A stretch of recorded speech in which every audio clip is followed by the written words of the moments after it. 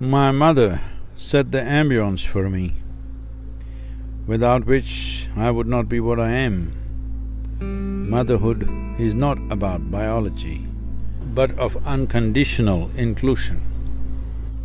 The essential quality of motherhood must be understood in terms of seeing someone as a part of yourself. Well, in various other relationships, people may do it. They may experience another human being as a part of themselves. But the longest lasting experience of inclusion in human experience is motherhood.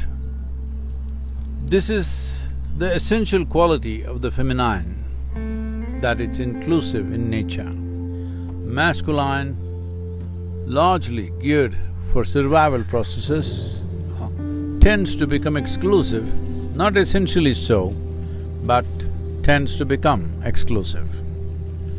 But feminine, focused more towards the essentials of life, is naturally inclusive.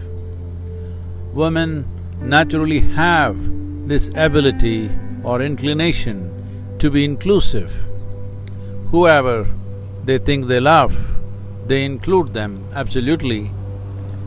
Well, various situations and other conditions may break this, but essentially this ability to include another human being as a part of oneself is more prevalent and more easily possible in the very constitution of both physical and mental frameworks of a woman.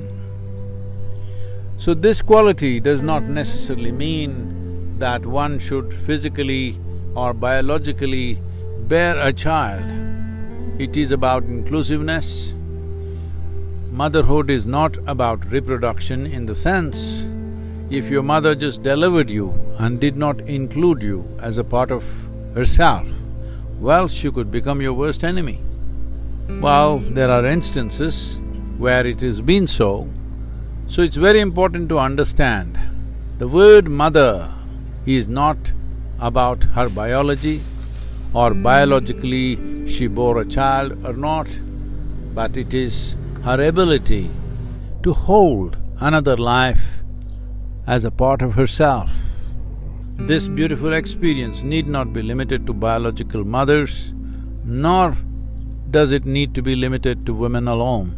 Every human being is capable of this, that every human being in one's life should know what it means to be a mother, not by reproducing, but just by including someone as a part of yourself or everyone as a part of yourself.